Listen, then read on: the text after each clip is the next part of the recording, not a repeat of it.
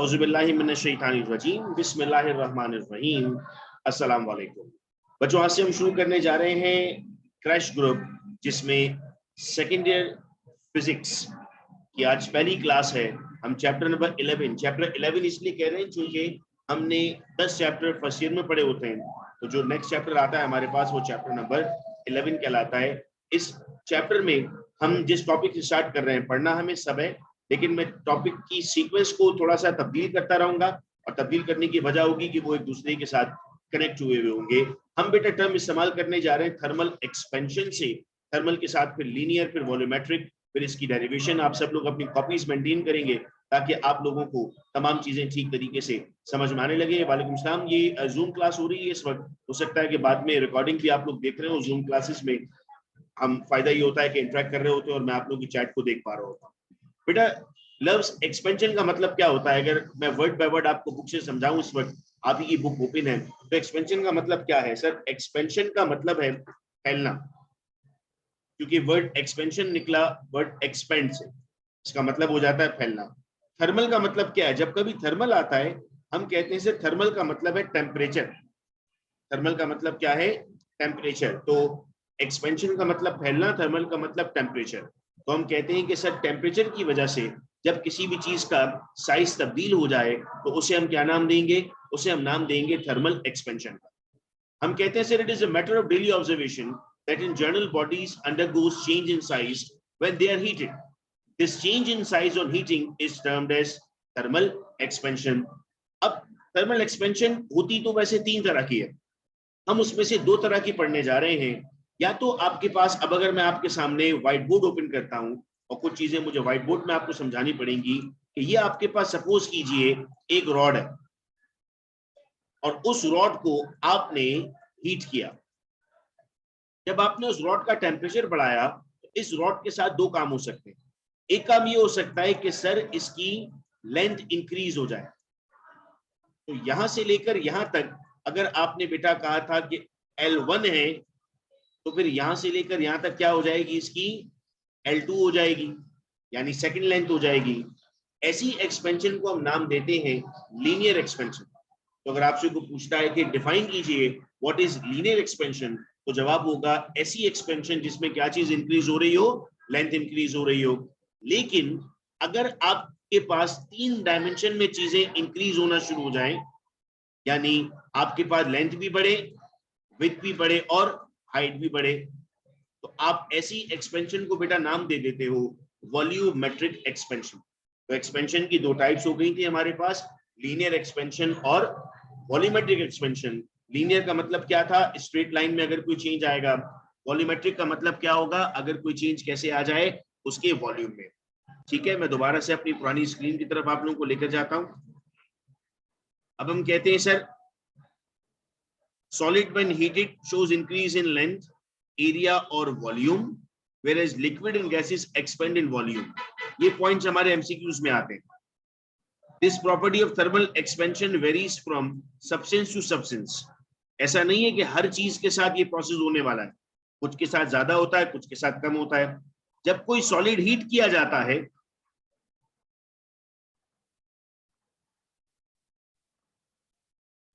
एक मिनट बेटे मुझे दीजिएगा, ठीक है। तो हम कहते थे the property of thermal expansion varies from substance to substance. इस सब्सटेंस टू सब्सटेंस का क्या मतलब है सर? सब्सटेंस टू सब्सटेंस का मतलब है कि हमारे पास कभी किसी मेटल में ज्यादा एक्सपेंशन होगी तो किसी मेटल में कम एक्सपेंशन होगी। When a solid is heated, its molecules vibrate more energetically. Sir जब सॉलिड को हीट किया जाएगा तो उसके मॉलिक्यूल आपस में तेजी से वाइब्रेट करते हैं, इस वाइब्रेशन की वजह से उसका साइज इंक्रीज होता है। अब हम आते हैं सर डेरिवेशन पर। पेपर में हमें डेरिवेशन लिखने को आती है। याद रखिएगा बच्चों के जब कभी आपके पास डेरिवेशन आए तो उसकी प्रेजेंटेशन क्या होगी? 3 चीजें आपको याद रखनी है।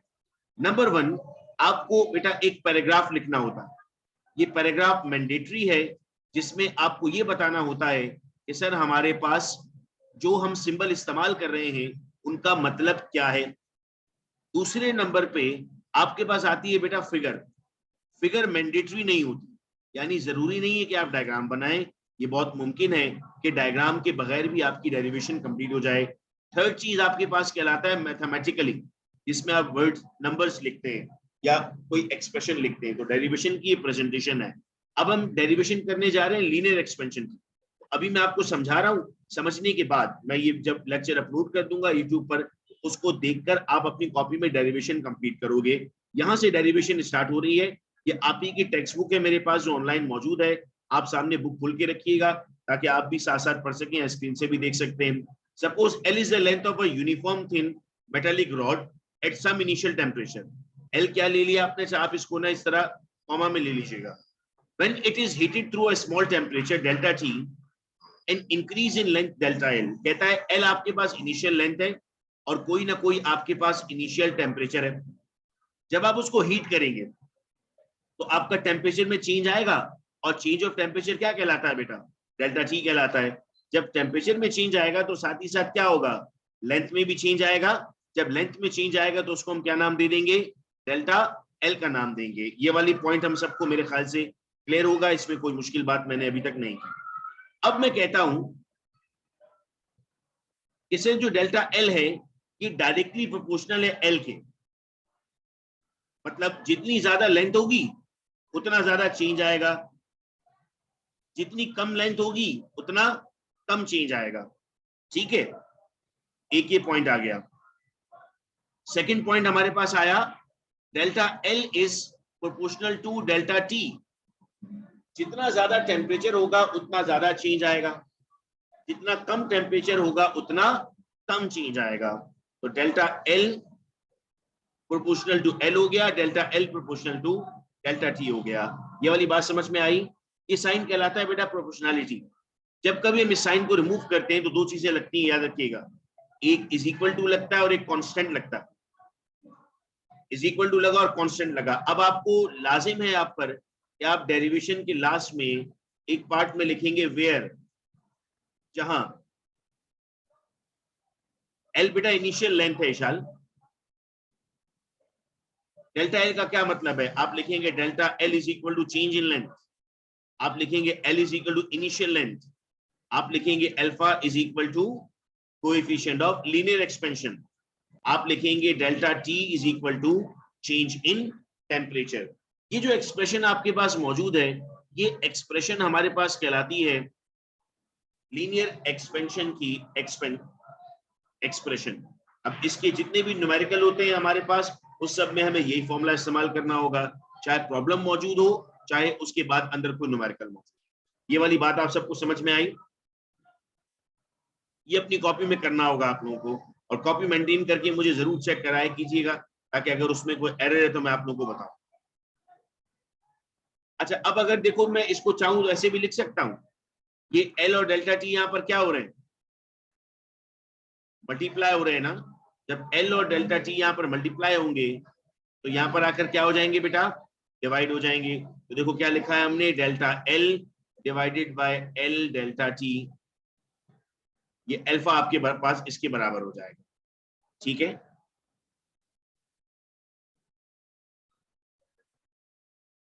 अब इसका यूनिट क्या होगा, देखो यूनिट एक तरीका होगा कि आप याद करो सबके ना, लेकिन बड़ा मुश्किल हो जाएगा कि आप सबके यूनिट याद करो।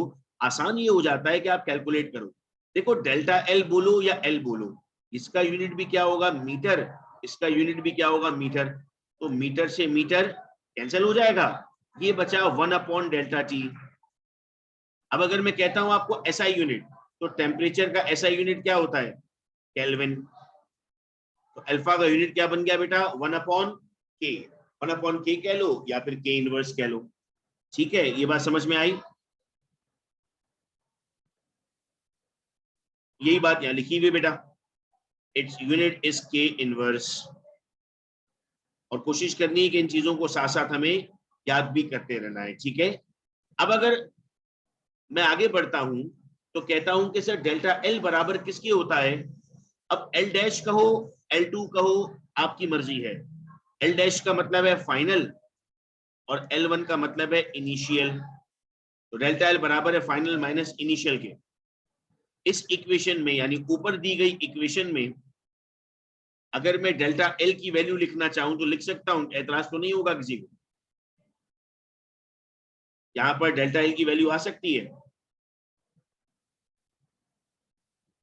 बिल्कुल आ सकती है सर, कोई एतराज नहीं है। लिख के देखते हैं बेटा क्या होगा। ये देखो यहाँ आ गया, L minus L is equal to alpha L delta T. ठीक है, ये समझ में आया भाई। अब इसके बाद ये कैसे आ गई बुक में, यही चीज हमें बड़ा परेशान करती है। इससे कुछ चीजें अचानक अचानक आ जाती हैं, उनको हम कैसे दूर या ठीक करेंगे। अब मैं ये आपको समझाता हूँ। ये एल यहाँ माइनस हो रहा है तो यहाँ क्या हो जाएगा, प्लस हो जाएगा। तो एल डेल्टा किसके बराबर हो जाएगा, L plus alpha L delta T. इतनी बात तो हम सबको समझ में आ रही है कि ये इसके इक्वल हो जाएगा। अब अगर मैं कॉमन लूं तो एल कॉमन आ जाएगा, इधर भी है और इधर भी है, एल बाहर आ गया। अब अंदर क्या बचेगा, इधर तो कुछ भी नहीं बचेगा, तो 1 आएगा बेटा। इधर अल्फा आएगा, फिर एल गायब हो जाएगा और डेल्टा टी आ जाएगा। तो ये वही इक्वेशन बन गई जो बुक में लिखी हुई है, देखो दोनों सेम है। अब समझ में आ गया ये, चूंकि कुछ न्यूमेरिकल में ये इक्वेशन इस्तेमाल हो रही है, कुछ न्यूमेरिकल में डायरेक्ट सॉल्व हो रहा है, तो बच्चे यही परेशान रहते हैं कि सर हम सॉल्व करें तो किसको सॉल्व करें। तो फिर उसका आसान हल यही होता है हमारे पास कि सर हम ऐसे कर सकते हैं इसको। ठीक है, ये वाली बात समझ में आई। अब ये कुछ आपके पास बुक में वैल्यूज दी गई हैं, इन वैल्यूज को आपने याद नहीं करना होता, ये आपको न्यूमेरिकल में दी जाती है, लेकिन आप सिर्फ अपनी अंडरस्टैंडिंग के लिए देख रहे हो। चूंकि ऊपर एक पॉइंट हमने लिखा था कि sir the value of linear expansion और वॉल्यूमेट्रिक एक्सपेंशन में depend upon the type of material. तो देखो एल्यूमिनियम की वैल्यू अलग है, ब्रास की वैल्यू अलग है, कॉपर की वैल्यू अलग है, ग्लास पायरेक्स, ऑर्डिनरी पायरेक्स, ये जो ओवन वगैरह में इस्तेमाल होता है उसकी अलग है, आइस की अलग है, निकल और क्रोमियम के एलॉय की अलग है, लीड की अलग है, स्टील की अलग है, कंक्रीट की अलग है, सबकी अलग अलग वैल्यूज आ रही हैं आपके पास। ठीक है, अब ये एग्जांपल है, हम अगर आपको याद है तो न्यूमेरिकल्स की अलग से क्लासेस कर रहे हैं जिसमें न्यूमेरिकल्स भी सॉल्व कर रहे हैं, उसकी भी रिकॉर्डिंग चैनल पे अवेलेबल है। अगर डायरेक्ट किसी ने अटेंड नहीं किया है तो ये वाला सवाल हम सॉल्व कर चुके हैं उसमें ना, 11.1 हमने किया है, पहली जो हमारी एग्जांपल दी हुई है। तो जिसने अगर ये वीडियो नहीं देखी है तो वो वीडियो फौरन देख ले जाकर, तो उसको समझ में आएगा। अब आते हैं बेटा वॉल्यूमेट्रिक एक्सपेंशन पर। वॉल्यूमेट्रिक एक्सपेंशन का मतलब क्या होगा, अब हम कहते हैं सर चीज किस में एक्सपेंड होने जा रही है, अपने वॉल्यूम में एक्सपेंड होने जा रही है। सर वॉल्यूम का मतलब क्या है, वॉल्यूम का मतलब है 3 डायमेंशन में अब वो चेंज होगी, लेंथ में भी चेंज होगी, हाइट में भी चेंज होगी और विड्थ में भी चेंज होगी। जी बेटा मरियम, अब आप दोबारा पैराग्राफ पर आ गए, फिर मैं आपको मार्किंग करवा रहा हूं। ये consider a metallic body of volume V at some initial temperature, its volume changes by delta V। अगर पिछली समझ आ गई थी ना तो ये बहुत आसान है, बस L की जगह V लग रहा है और कोई चेंज नहीं है। When temperature changes by delta T, it is found experimentally that, अच्छा जी देखते हैं, delta V is proportional to delta T। पहले क्या था, delta L is proportional to L delta T। इस L की जगह क्या आना शुरू हो गया, V आना शुरू हो गया। बाकी सारी बातें आपको सिमिलर ही नजर आ रही हैं, उनमें कोई चेंज नहीं है। फिर B is a constant of proportionality, और फिर अब B क्या है, बीटा। बीटा क्या है, कोएफिशिएंट ऑफ वॉल्यूम है। ठीक है बेटा, ये अक्सर आता है सवाल, व्हाट इज बीटा। बीटा के दो नाम है, कांस्टेंट ऑफ प्रोपोर्शनैलिटी भी है, which is known as coefficient of volume. तो पेपर में हमें कभी कभार दो अलग अलग तरीके से सवाल भी पूछ दिए जाते हैं, आप उन दोनों के लिए तैयार रहते हैं कि सर इसका सही जवाब क्या होगा। अब ये बी यहाँ पर बेटा मल्टीप्लाई हो रहा है ना इनके साथ, तो बाकी वैल्यूज वहां जाकर डिवाइड हो जाएंगी, यानी वी डेल्टा जी डिवाइड हो जाएगा, फिर वी से वी कैंसिल, इसका यूनिट भी सेम आ जाएगा। तो चाहे अल्फा हो चाहे बीटा हो, इन दोनों का यूनिट सेम होता है। जो कि पेपर में सवाल आता है, what are the units of alpha and beta, अब जवाब में लिखते हैं the unit of alpha and beta are same, that is 1/k-1। ये पॉइंट समझ में आया सबको, ये क्लियर है। अब आते हैं इसकी डेरिवेशन पर, जो कि मोस्ट इंपॉर्टेंट होती है, यानी पेपर में बहुत मर्तबा आई और इस दफा रिड्यूस सिलेबस वाले पार्ट में भी ये पूछी गई थी, तो आइए अब इसको भी सॉल्व कर लेते हैं। हम कहते हैं sir, let there be an object in the shape of rectangular box of dimension LWH। LWH का मतलब क्या होगा? लेंथ, विड्थ और height. It's volume V at some time, initial temperature T is given by. तो volume आपने यहां पर बता दिया, किसको कह रहे हो आप? टेम्परेचर में आपने कह दिया sir delta T change of temperature है, और T आपके पास इनिशियल है। It's volume will change from V to delta V, volume V से डेल्टा V में चेंज हो जाएगा। अब हम यहां पर लिखने जा रहे हैं वॉल्यूम के बारे में। तो वॉल्यूम क्या था? Length multiply by height multiply by width. अगर मैं आपको याद दिलाऊं तो लेंथ के लिए आप क्या लिखते थे? L1 plus alpha delta T। ये वाला याद है बेटा? अभी अभी पढ़ा हमने, लेंथ के लिए लिखा जाता है ना। तो मैंने लेंथ की जगह यहाँ L लिख दिया, तो हाइट की जगह क्या लिख दूंगा बेटा? H, और विड्थ की जगह क्या लिख दूंगा? V। तो मैंने 3 मरतबा लिख दिया। ये बात समझ में आई? ये 3 मरतबा कैसे आया? शाबाश बेटा। अब कुछ कॉमन है इसमें? सर ये जो लिखा हुआ है ना, ये तो कॉमन है, ये चीजें तो कॉमन है। तो क्या करें?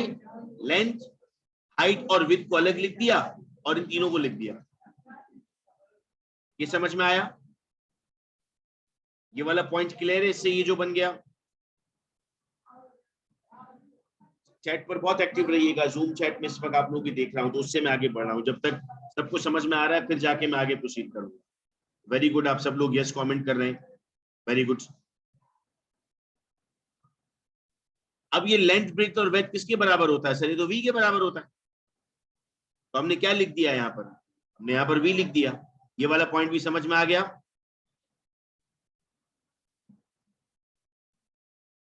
अब ये जो 1 प्लस अल्फा डेल्टा T पर क्यूब आ रहा है, मैं अगर कहूं A plus B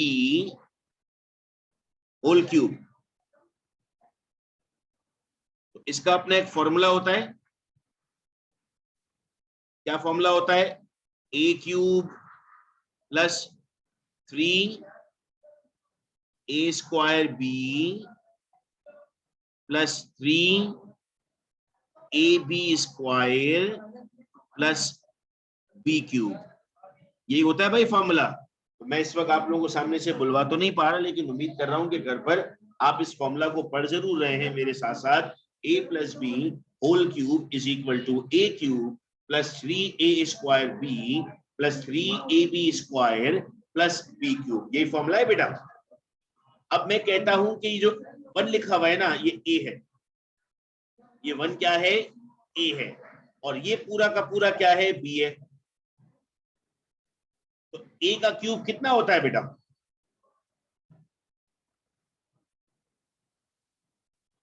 sir A का क्यूब होता है 1 ही होगा ना सर, A का क्यूब भी। तो यहाँ 1 आ गया प्लस 3 A 1 हो गया, यहाँ B आ गया। अब 3 का 3 आ गया, A 1 है, B का स्क्वायर यानी alpha square delta T square plus B का क्यूब। ये वाली बात समझ में आई कि फॉर्मूला को हमने कैसे पुट कर दिया इसमें? सब लोग क्लियर लिख दें। Very good. ये स्टेप सबको क्लियर हो गया? Very good. अच्छा गुड। फैजान कौन सी बात नहीं समझ में आई? मैं रिपीट करूं बेटा?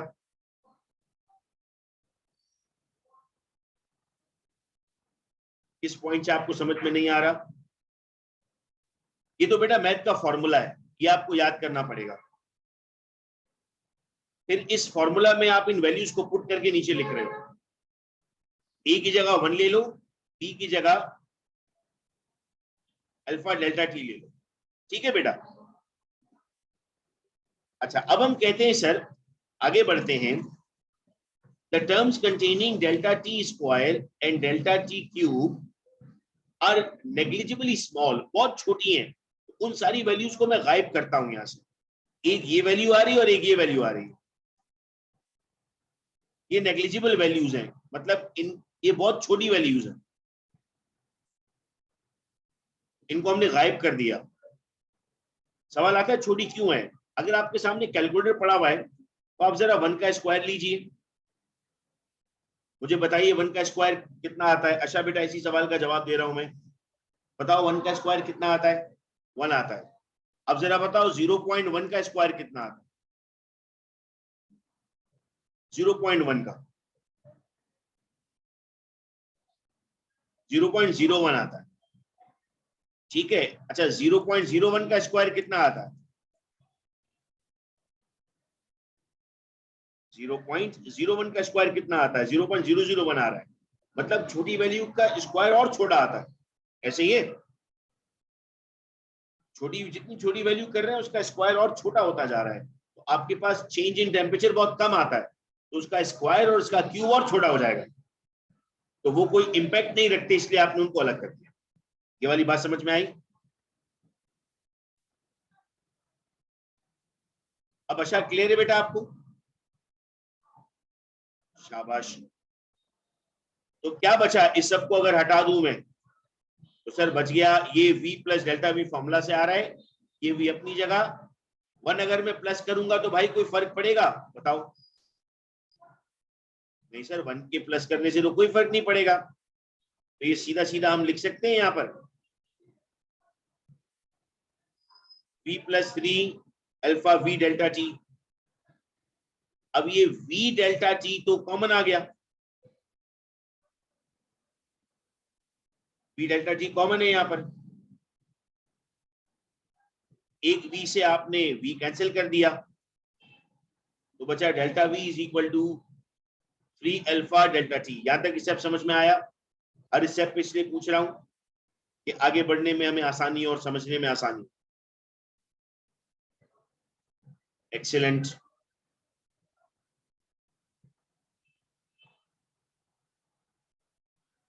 अब हम कहते हैं सर ये 3 अल्फा तो अपनी जगह, ये यहां पर क्या हो रहा है बेटा, मल्टीप्लाई हो रहा है या डिवाइड हो रहा है? बताओ जरा। मल्टीप्लाई ना, तो यहां जाकर क्या हो जाएगा, डिवाइड हो जाएगा, तो वैल्यू क्या बनेगी, delta we upon we delta T.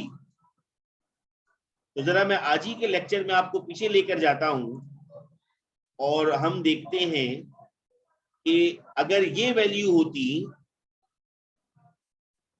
और इसको यार डिवाइड करते तो क्या आता, delta we upon we delta T, ऐसे ही होता। ये वैल्यू किसके बराबर है, बीटा के बराबर है। एक मिनट, अच्छा बेटा मैं लास्ट में आपका क्वेश्चन लेता हूं, ये बीटा के बराबर आ जाएगा बेटा, तो फिर मैं क्या कहूंगा यहां पर, मैं यहां पर कहूंगा कि इसकी जगह भी क्या लगा दो, जब यहाँ डिवाइड हो रहा है तो क्या लगा दो, बीटा लगा दो, तो आपके पास एंड आंसर क्या बन गया, beta is equal to thrice of alpha. ये मोस्ट मोस्ट मोस्ट इंपॉर्टेंट है। पिछले साल ये कैसे पूछा गया, पिछले साल पूछा गया beta upon 3 is equal to alpha, बात तो वही है, इस तरह भी ये सवाल पूछा जाता है पेपर में। ठीक है, अब बेटा आशा अपना सवाल पूछिए आप।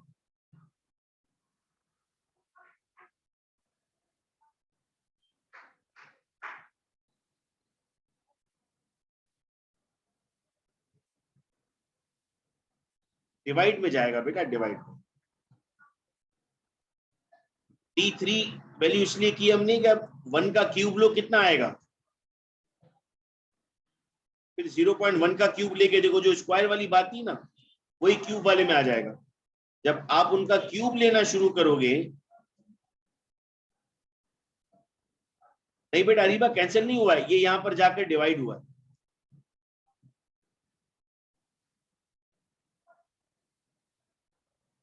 ठीक है बेटा,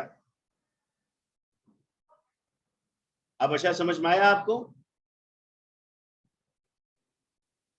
ओके एक्सीलेंट। तो ये दो बड़े क्वेश्चंस आज की क्लास में हमने किए, लीनियर और वॉल्यूमेट्रिक एक्सपेंशन। नेक्स्ट जो हमारी क्लास होगी इसमें हम बात करेंगे इससे नेक्स्ट टॉपिक की, और इसी तरह हम टॉपिक बाय टॉपिक अपनी पूरी फिजिक्स को कंप्लीट करेंगे। ना सिर्फ फिजिक्स बल्कि केमिस्ट्री भी और बायोलॉजी भी हम क्रैश क्लासेस में इस तरह कंप्लीट करेंगे। बाकी जो स्केड्यूल है वो आप लोगों को ग्रुप में मिलता रहेगा। उस ग्रुप में आपके पास डिटेल्स आती रहेंगी, एमकेट की भी लेक्चर्स की, कैट के भी लेक्चर्स की और इसकी भी। ठीक है, यहाँ तक सबको क्लियर है? तो मैं यहाँ पर क्लास ऑफ कर रहा हूँ, रिकॉर्डिंग में बंद कर देता हूँ ताकि अगर कोई और डिस्कशन हमने करनी है तो हम जूम क्लास की अभी कर सकें।